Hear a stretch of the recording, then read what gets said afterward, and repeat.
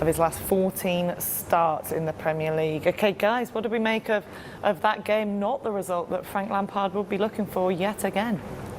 I think game of two halves, in my opinion. Villa came out second half, more energy. They had a go, and which they've been doing all season. They were a bit flat, like we said, in half time for the first half, but I was impressed by their energy, and John McGinn with the energy in the midfield, and he was driving them forward, in my opinion. Everyone talks about Grealish, but McGinn has just been a star. Yeah, I thought the old team did a job. Got to realise they only played two days ago. It is difficult. It's a busy schedule. I know they're full of confidence. It's a good point for them. Maybe could have nicked something at the end. They were the one going for it, and at the end you had that feeling maybe Villa are going to get the full 3 points. Chelsea, not really convincing at the moment. You have to say that. It will be interesting if they do play Manchester City at the weekend. That'll be another test for them. And maybe Frank is a little bit under pressure.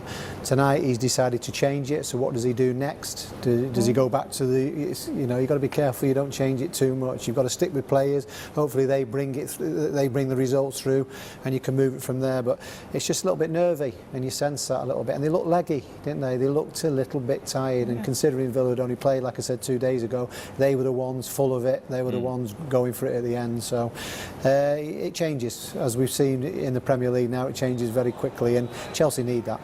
Considering the depth of his squad, they shouldn't look leggy at all, should they? He did make the change, leaving Timo Werner on the bench and Tammy Abraham, and playing Giroud, who always produces the goods. This man doesn't stop scoring. Yeah, like we said, half-time, he's reliable. He gets you goals. And you can see the pattern there. They were going down the left quite a lot first half, which I didn't really see much of second half. But that's a great finish. This is why he's a World Cup gold medalist. Exactly. Yeah, but when he's there, you've got to give him service. And it's exactly what he said then. In the first half they did that, second half it dried up. Then they took him off at the end. It possibly would be nice if he kept him at the end. When you give him that service, like he did for the goal, that is what he's capable of doing. So you've got to keep doing it. Got to keep working on it. If it's not just the left-hand side, work on the left-hand side. On the right-hand side, work different sort of situations to give him that service. Let's have a look at the equaliser, because there's potential that Frank Lampard might have a little something to say about this. And the foul on Christensen. You think that Jack Grealish purposely leaves his leg in there, Aaron? Yes, he does that for safety. If the ball is wrong, badly placed, and then they go up and they score from it. Christensen is obviously still on the floor, but VAR must have looked at that. Maybe the thought is too far behind. Too many things had happened, or whatever, for whatever reason. But in my opinion, he kicks out on him. And for me, it looks like a foul, because you can see the slow motion part we see after. He jumps in and then he sticks his leg out just to make sure that he touches him so he can draw out the foul. And he's kicked Christensen there, and for me that's a foul. You think he's got history of that as well? He's clever. He knows what he's doing. He's drawing fouling just in case, but for me he just kicks out on him. In opposition to try and win a free kick, though. Listen, if you look at it slowly like that, in a lot of situations in football, it looks that there's always a little bit of an instance where you think, hang on a minute. When you're watching the game, when it's in its natural speed, there's nothing really to it, the ball's there. He just, what he said there, protects himself a little bit, but I won't give a foul for that, me. I'm only doing it, I'm only like to go against you. That's the reason why. That's my job today. He used to do it all the time, still does now as well, by the way, getting away with it. Should VAR have looked at that again? I've had 2 incidents today where maybe VAR should have checked. Yeah, I mean, you'll say yes. I'll just look at it in game time and think no to it, unless it's no. I just wouldn't. I'm not doing it just to be funny, but yeah. No, not at all. When you look at it normally, it's nothing at all. The ball runs away from him. He's not really gone to hurt him. All right, he's protected himself, as you said, and he's caught him slightly. When you watch it slowly, the more you dissect these, these young kids and people that are watching, they go, he's touched him, he's caught him with just a little bit, he got him just there. You've got to be careful from that. Okay. He's not protecting himself there. He's making it look like he's being fouled. but he's fouling. Yes, but the only thing there, Christensen there, is he really hurt? Well, that's No, another he's point, yeah, obviously. Is he really? But you can see that during the games nowadays, and people go down just to make sure that VAR looks at it. But it's a big gamble from him as well. All of a sudden, they end up getting a goal where he could have possibly got on his feet quickly.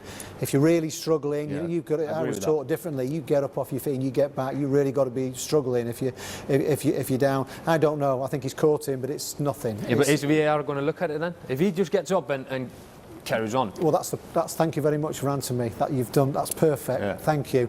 Now that's why we're having them all throwing themselves on the floor and that all the time. But the referee has to understand and watch what players are and understand the mentality of a player, what they're trying to do. If they're trying to kid you, if it's a foul, very difficult by the way, because these players scream, they do everything possible to get the fouls. I look at a big centre half there, and I think that ain't hurt you at all. That, and I watch his body language straight away. The referees must watch these players who don't get a foul. And as the game's going on, watch them get on their feet, and then you put that in your mind. You think, right, I'm going to yellow card you next time you do that. You've got to get it. You have to get a grip of the game. You've got the referee's in charge of the game. He's got all the people in his ear and all that. You've got to keep the game flowing. And if it's something nasty, you get a grip of it.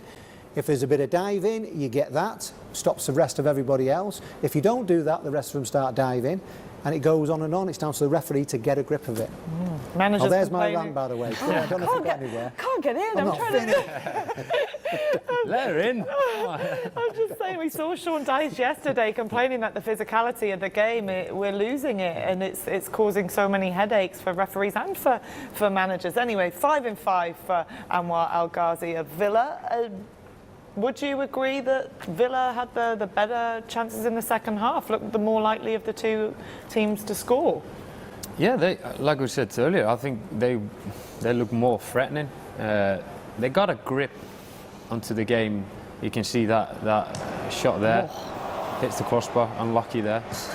He was powerful during this game, even though he's played a lot of minutes. Coming from obviously long injuries last season. He's doing ever so well. I feel like Villa, they had more energy in the second half than they did in the first half, and looked more threatening and likely to nick 3 points out of this game. Great position, they are. Wonderful. 3 points would have been wonderful. They probably sat on the bus thinking, hang on a minute, you know, if we just had a little bit more quality at the end, if we'd have just pushed it a little bit at the end, we could have got the 3 points, but either way we got 1 point. And it carries on for them in a wonderful position. As I said before, they have 2 games in hand. Maybe they could be a surprise package. They really have got they've got themselves, out of any team there, they've got themselves, because of the 2 games, what they're owed. Chelsea did almost nick it through what would have been a sublime strike from Ben Chilwell if it had have hit the back of the net. Is he Frank Lampard's best summer signing? 50 million he cost him, the left back. Has he been his star of his summer purchases? Yeah, going forward. I mean, he's one of them. He's been in the league. He knows the league. The likes of Werner and Kai Havertz coming in. It's a bit different, getting used to the league, but he knows the league in and out. And he's in a team that attacks a lot, and that's his strength going forward. And that's what he's been doing the whole season. He's been definitely their best signing.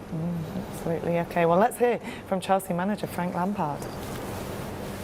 Well, Frank, you asked for a reaction after Boxing Day. Did you get it? Yeah, did definitely in performance. Started really well. Villa had some moments that dealt with them in the first half and came through the first half really strong, get a goal that we deserved. Second half, concede when we got a man on the floor.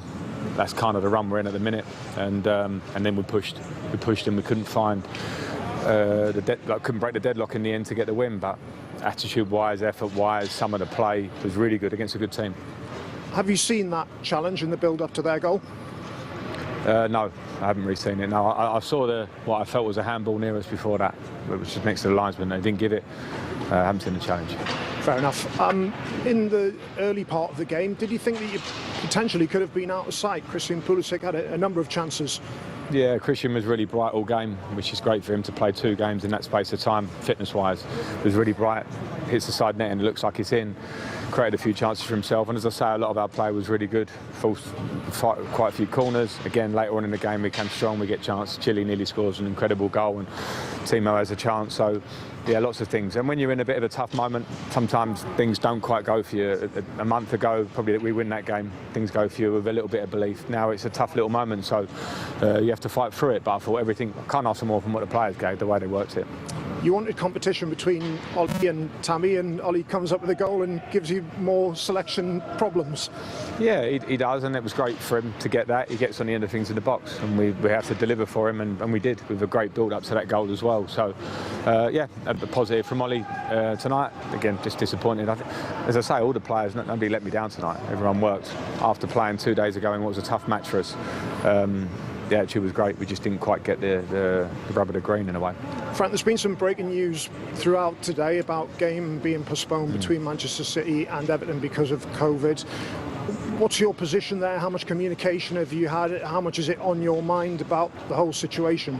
With City, I was only aware of it before the game, and I wasn't focused on it at all. From our point of view, I had to focus on this, obviously, but something we'll discuss considering we've got them at the weekend, and see what the position is. I'm not absolutely clear on the rules in terms of COVID cases, how many and what happens and that, so it's something I'll have to pick up with our medical team and the Premier League.